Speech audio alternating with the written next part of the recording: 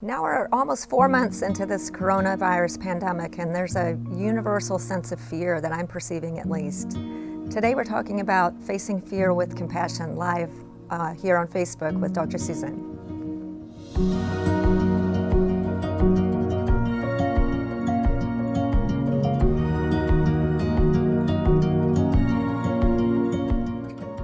Hi, I'm Dr. Susan, and welcome to my live Facebook show where we're talking about facing fear with compassion.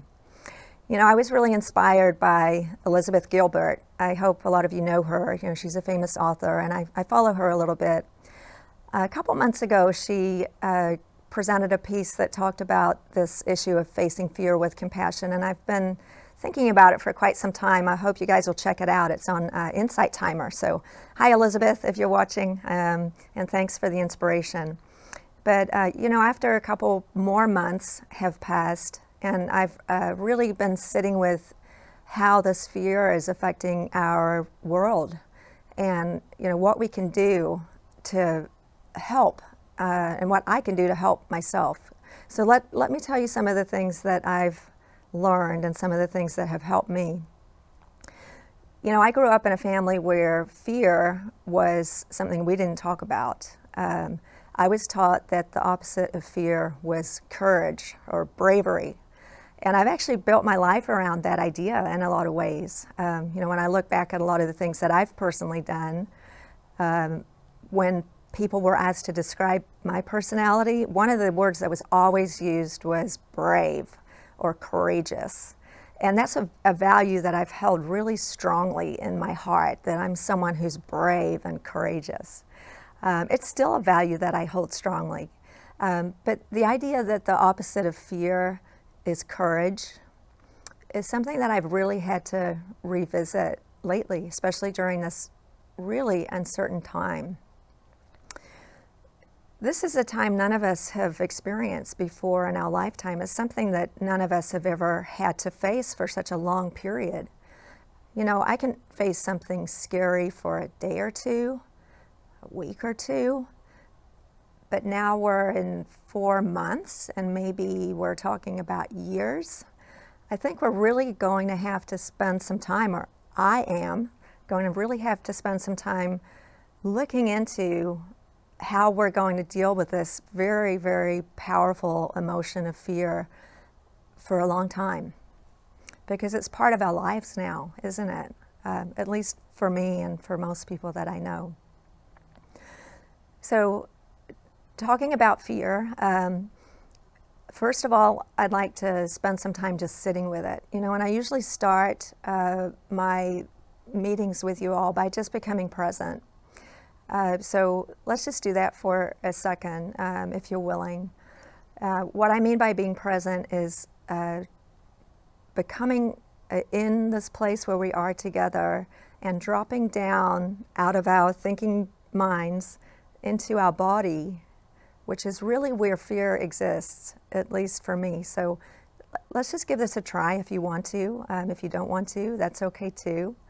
But just for a moment, I invite you to close your eyes if you'd like to. And just relax and take a couple of deep breaths. Feel yourself being exactly where you are right now. For me, I'm feeling my bottom on this chair. I'm feeling my emotions in my body, which right now are some fear and some sadness. And I feel that in the area of my chest as a sensation of pressure. Just sort of checking in with that, and a sensation of dropping down from my thinking mind into my body and just really being with what's here. Trying to let go of thoughts about the past or the future just for these few minutes that we're together. And then just coming back to being together. Thank you for experimenting with that with me. What I notice when I do that, especially in the context of fear, is bringing the idea of fear out of thoughts of, you know, racing thoughts about worst case scenarios about the future.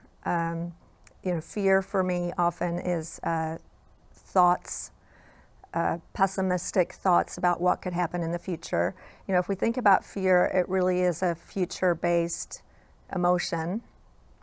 It's very real right now, so I'm not in any way suggesting that we just say, oh, just be present and be happy and everything's okay. We're not saying that at all. It's just to be present with your own body and to recognize that fear is an emotion and that we can feel it and locate it in our bodies. The benefit for me of doing that is it takes me out of the spinning, repetitive, negative thoughts that are really not leading anywhere. We could spend the rest of the year in those spinning, repetitive thoughts. They're stories. I've got lots of them about what might happen, what might not happen. This could be over soon. This could take years. The world might never be how it was before. Just on and on and on. But when I'm able to bring that fear down into my body, it quietens down those repetitive, negative thoughts. So that's just an idea of a place to start. From there, now that we're settled and I'm feeling where I am in my body, I'd like to offer a suggestion, which is to accept that being scared is totally normal right now. There's nothing wrong with you if you're scared. You don't have to be brave. You don't have to be a hero. You don't have to be steady and know the answers to everything. Being exactly the way you are right now is perfectly understandable. Of course you're scared. I would be scared too. I am scared. From that place, we can give ourselves love and acceptance and self-compassion, or treating myself with the same amount of love that I would treat someone else, is something that I'm really toddling in. Now, I can tell you I've taken courses in self-compassion. I've read books about it. I'm signed up for another course in self-compassion that's starting this week because I personally have spent most of my life beating myself up. I'm really kind to other people most of the time, but I'm frequently very unkind to myself. So when I notice myself feeling an emotion that I feel is weak or bad or not good enough, it's not good enough for me to be scared. I need to be saving people. I need to be a hero. I'm a leader. I need to be out there in front and being the strong one. That's what I was taught, is really just hitting myself with a stick and not treating myself with kindness for just being okay to be scared. So this is hard for me, and I want to share it with you because it's hard for me. I'm guessing that it's hard for a lot of people. So here's how it might work. First of all, we can't change what we can't accept. And while I'm not even suggesting that we try to change the fact that we're scared right now, that's not the goal, to try to not be scared. But we can't shift what we can't accept. So the first step is just to accept that I'm scared. And I can't accept that I'm scared from my head. I can't. Maybe you can. I can only accept that I'm scared when I can feel it in my body. I think the reason for that, I don't know. My theory is that we feel fear in our bodies because of this ancient programming. We're still animals, and we have this ancient programming that fear leads to chemical changes in our body to allow us to survive. So when we feel fear, our cortisol goes up, our adrenaline goes up. Those are the hormones that get us ready for action, to run when we're being chased by an enemy, or to fight if we're trying to save our own lives or protect our family. And those reactions are felt in our body. If we're a lower form of animal life, they don't think, as far as I know, much. at all. They just feel their body and they act on what their body tells them to feel. And we have that internal wisdom also, if we can tap into it and listen.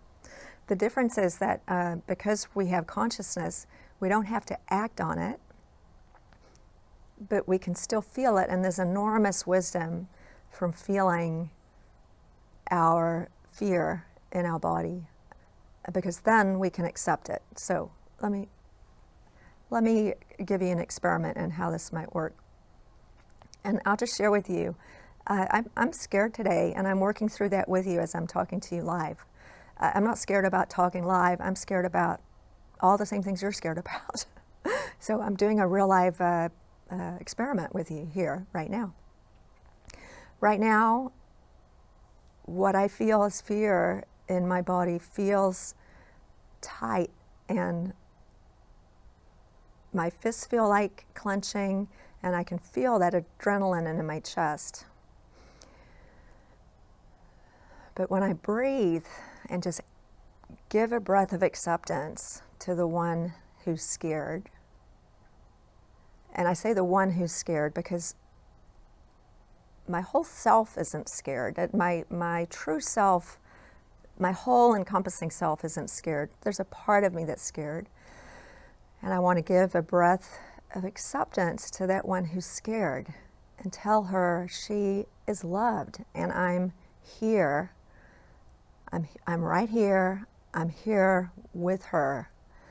Now, that might sound crazy to be talking to yourself in that way, but I'm really inspired by Elizabeth Gilbert, who writes love letters to herself.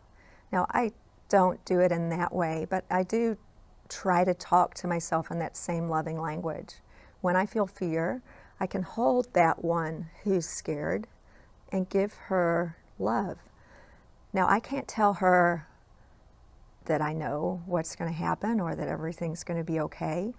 And I definitely don't want to tell her, don't be scared. Now, that's something I would have done in the past. I'd say, don't be scared. Be happy. Don't be scared. And you know why I would do that? It's because I can't handle the pain of being scared. And I might have even done that to my children when they were younger. It's certainly what my parents did to me. If I was scared, they'd say, don't be scared. You don't have to be scared. That I find is not helpful at all. What is helpful is to say something like this: I see that you're scared. I'd be scared too. I'm scared too, and I'm here with you. You're not alone. I love you. I'm here. I'm not leaving. That's compassion. That's what you'd say to somebody else, wouldn't you? What would you say to a person who is scared that you love?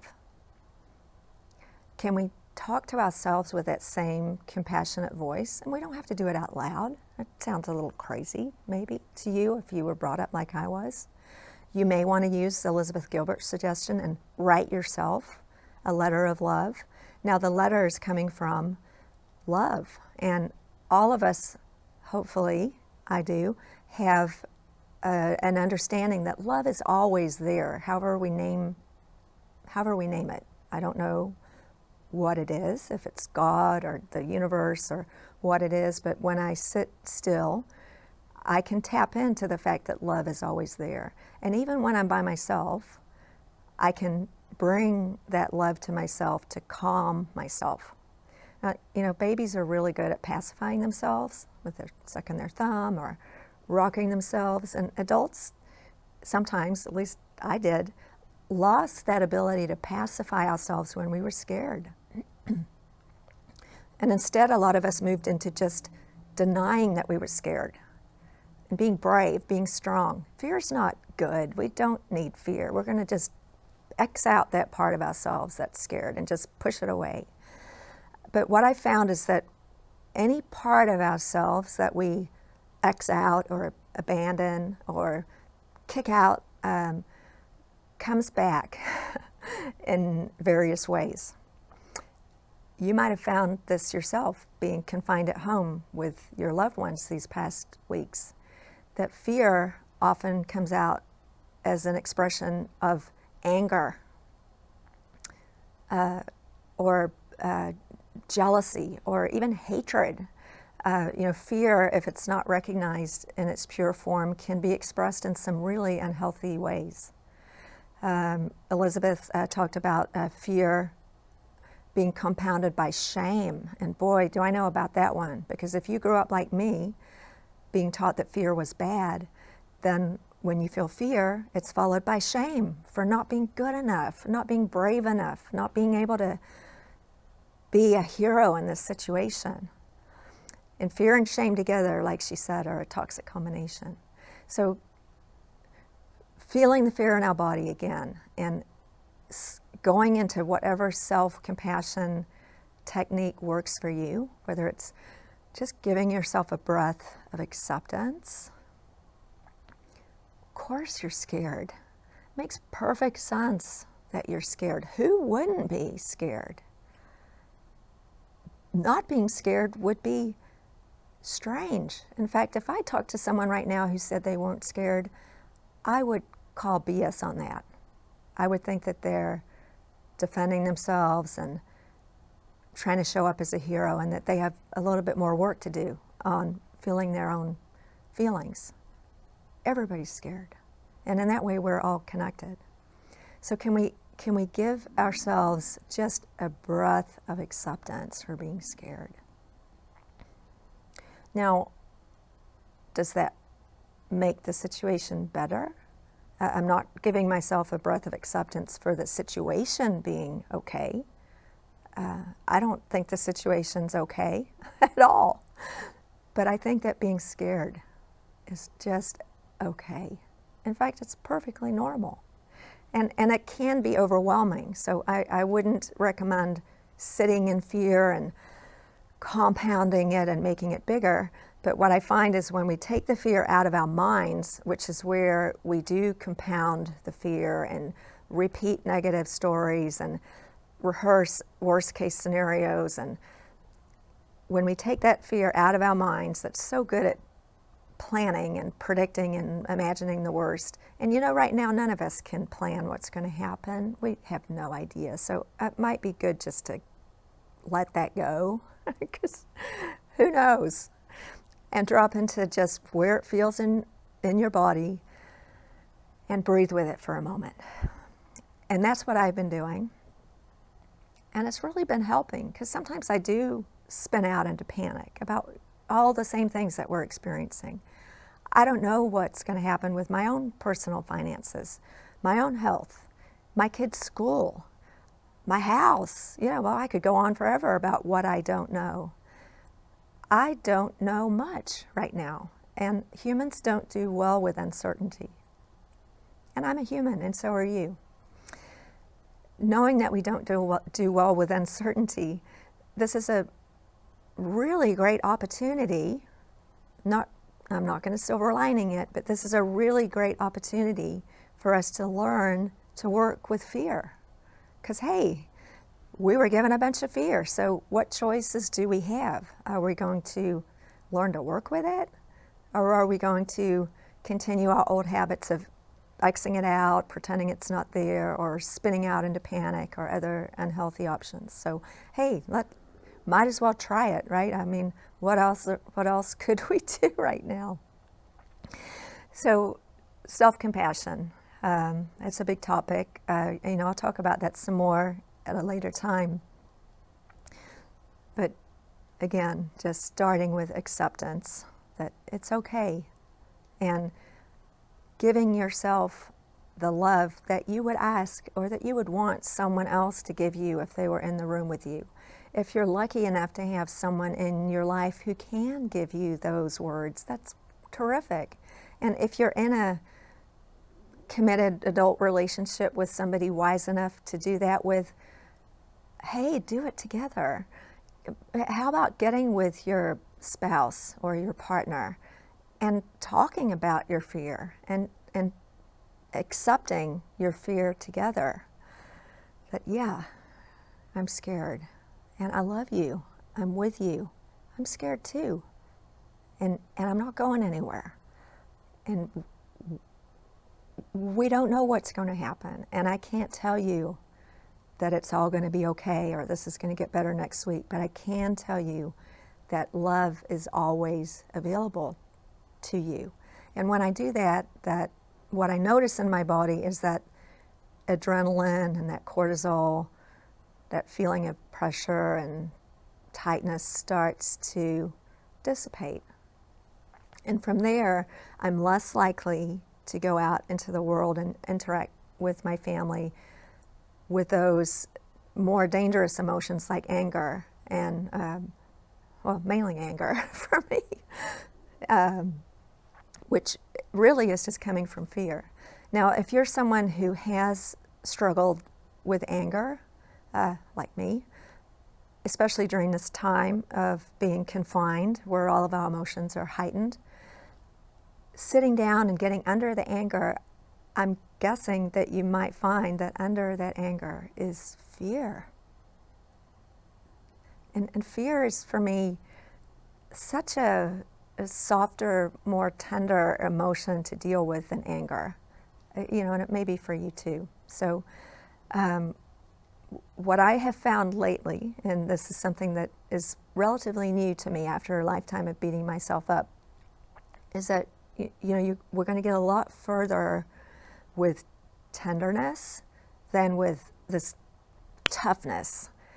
And there's a place for toughness and for courage, and those are admirable traits, I would say, but not right now. Maybe not right now. When we're walking into the fire, like I sometimes do, I have to walk into the hospital or do surgery or something like that. There's an element of courage there, but I'm talking about just day-to-day life. So let's just sit with that and start with acceptance. No need for it to go away. There's no goal for the fear to disappear right now. You don't have to be perfect today. You don't have to be brave today. Just be the way you are, and the way you are is perfectly okay. And let's try not to let it spin out of control by letting those emotions sink down into our body. So I think we've kind of got that idea, I hope. And I want to jump into some of the questions that you guys sent. And again, I want to invite you to check out on Insight Timer, Elizabeth Gilbert. If you search for her, she did a beautiful meditation about this, and I really found that it moved me. And I think that if you're feeling in fear today, it might be something that really helps you. So thanks again to Elizabeth. Let me hop to a few questions. Bear with me because I am finding these on my phone. Boy, this is a good one. Jenny, thanks Jenny, asked, how do I appear strong and brave for my kids so that they don't get anxious? I have kids and I've thought about this a lot. And I think the answer, Jenny, is you don't have to appear strong and brave for your kids. Now, having said that, it's important for our children that they feel safe and that they don't feel like their caregivers are falling apart. So I think this is why doing some of this work on our own in private before we go out to interact with the family. So I do my practice in the morning. I actually do it in the middle of the day and in the evening as well right now, because I'm finding that I need to do that more often when I feel myself going off into a place that is likely to lead to me doing something unwise, like being angry, or the way I think of it is something I'm going to have to apologize for later. When I feel myself slipping off in that direction, that's a good time to sit still and try to repeat that practice. But how do we appear brave and strong for our kids so they don't feel scared? Well, I don't know. First of all, I don't know everything. But appearing brave and strong, I might just throw that one out. And if your kids are old enough to understand, now mine are teenagers, if you're sensing that they're scared, which they no doubt are, maybe sit down with them and, depending on their age, have a conversation that's appropriate for their age and tell them that that you're scared too. Some form of what I just said as a self-compassion practice, that you're with them, you love them, you're not going anywhere, you don't know what's going to happen, but you're always going to be a family, that things are changing fast, but we're still here together. And when I'm saying that, that reminds me of the conversations that I had with my kids when I got divorced. And for any of you that have been through a divorce, these same kind of conversations come up with the children, that we're here as a family, that's never going to change. Things are going to look different now. I don't know how it's going to look, but I love you. I'm right here. I'm not going anywhere. So in answer to your question, that feels less strong and brave and more authentic. And I would trust you as a parent more if you said that to me than if you said, it's going to be okay, and we're going to be just fine, and you're not going to get sick, and it'll be over next week. As a kid, kids are pretty intuitive. They're not going to buy that. And even little kids are on TV. They're watching things. They're seeing things that are out there, and I think we do need to address this with our children. Now, my kids, who I said were teenagers, are expressing this in a different way, which is to pretend everything's fine. I find that teenagers are less comfortable admitting when they're scared. So they may, my kids, for example, are showing this in different ways of anxiety, for example, like wanting to fill the time with things that reduce their anxiety, being on Instagram or things like that. And so, we all express our fear in different ways, but some form of that conversation is what I would recommend, rather than trying to be a hero and be brave and strong. And it might be a conversation that you need to have every day. And then I'm going to just repeat, I don't know what will work for your family. And I think it's okay to say to your kids that mom and dad don't always, or mom doesn't always know everything. And thank you for that question, because it's helped me to think what I'm going to do when I go home and talk to my kids.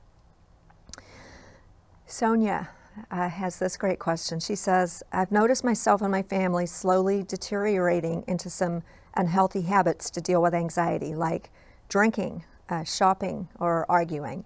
How can I best approach the family about how to get through this together? I talked about that a little bit, and this is kind of bouncing off what we've discussed before. Recently, Mary Jo Rapini and I were talking about how family dynamics are really often struggling in this situation because we're not used to spending so much time together.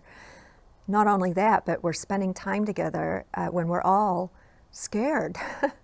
So putting a bunch of people in a close container when they're all really scared is it's a ticking time bomb unless we have these skills and we employ them regularly. So yes, habits that we lean on when we're scared, like we all have them, drinking, alcohol, shopping online, redecorating the house. I'm laughing because I've done all of these things just this weekend.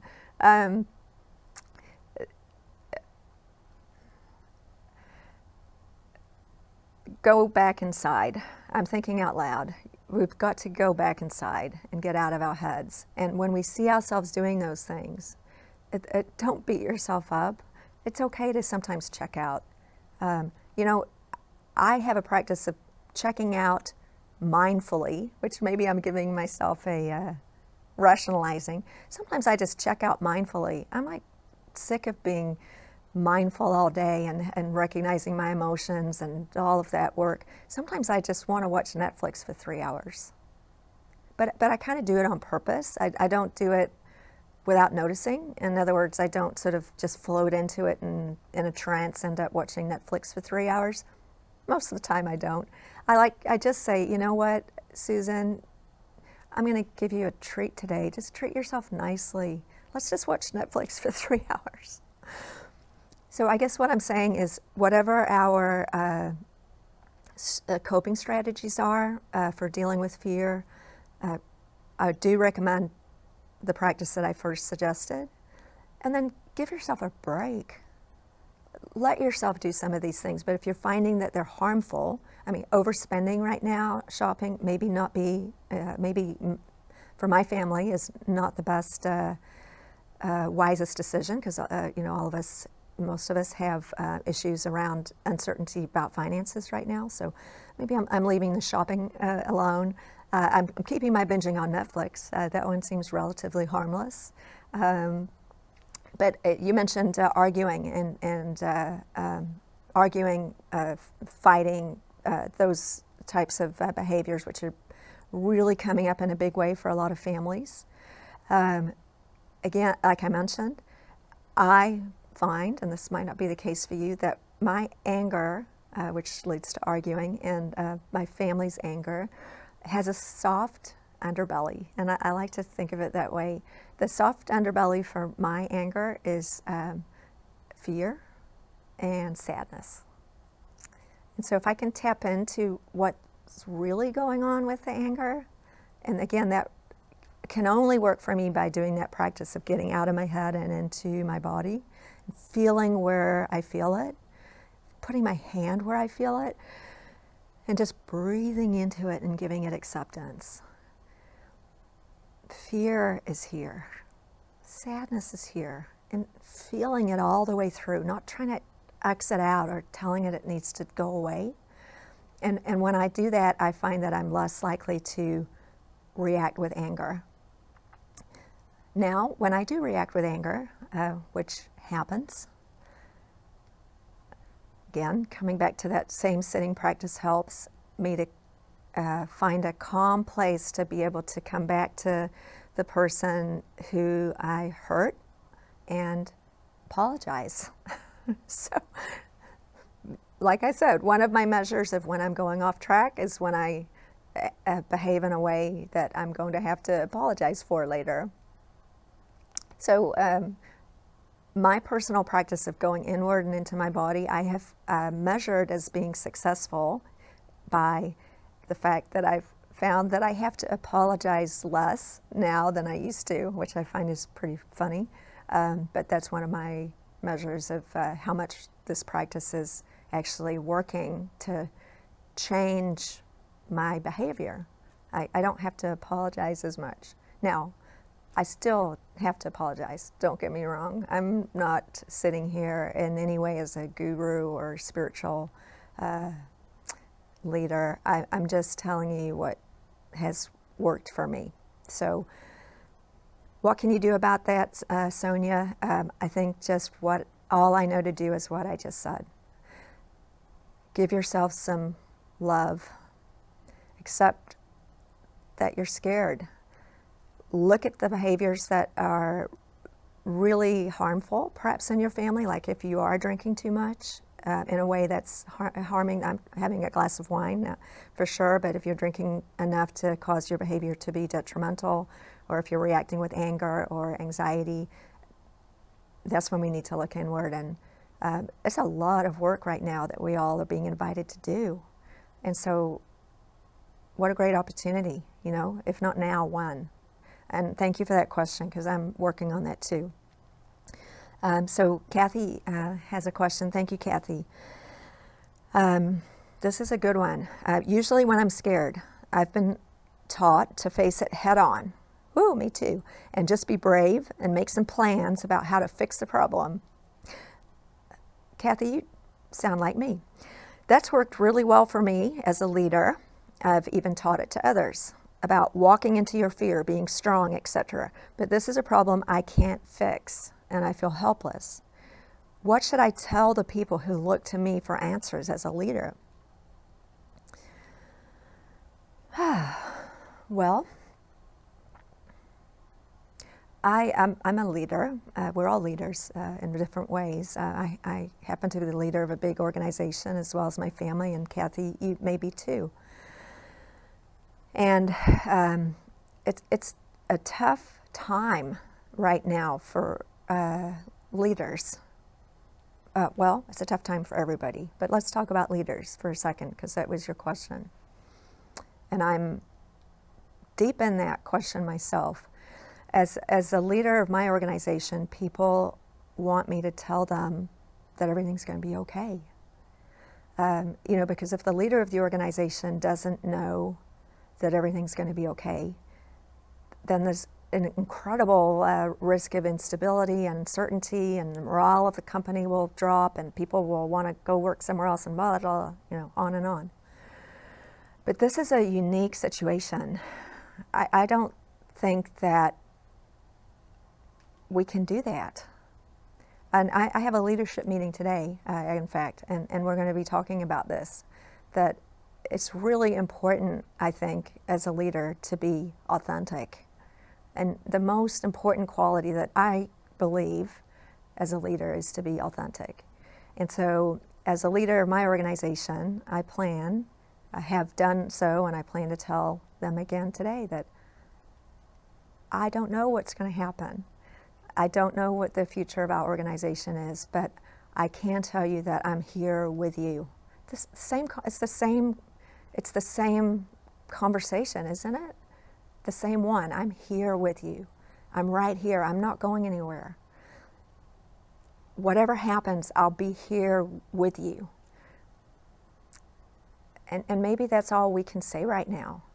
And I think that if I were spoken to that way by a leader, that I would feel safer than if my leader said, "We got this. We're going to nail it. It's going to be the best year ever. We're going to come back, and it's going to be great." Remind you of anyone? Does that sound reassuring when you hear that on the news? Not to me. It sounds inauthentic.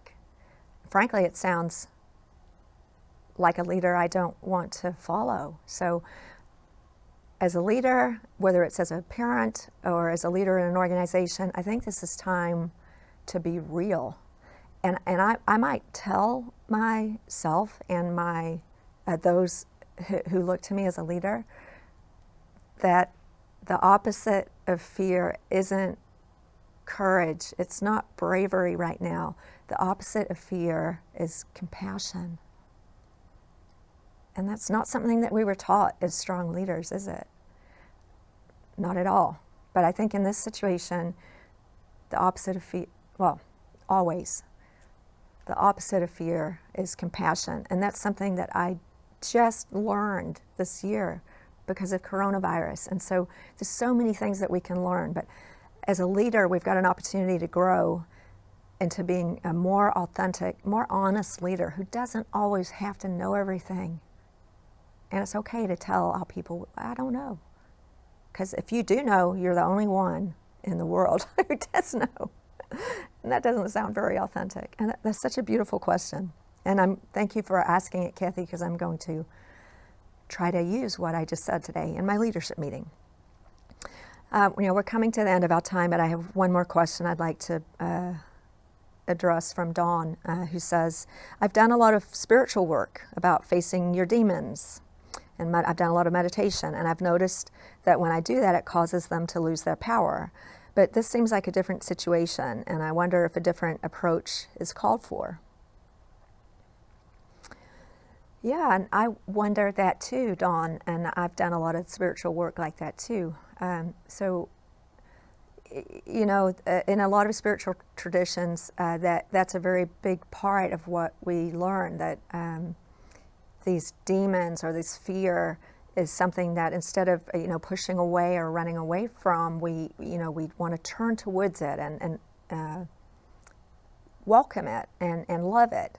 And I think that's how we do deal with this in that way, that we look at this demon of fear, and maybe I wouldn't use that word in this case, because I don't think the fear in this case is a demon. It's just a reality of our lives.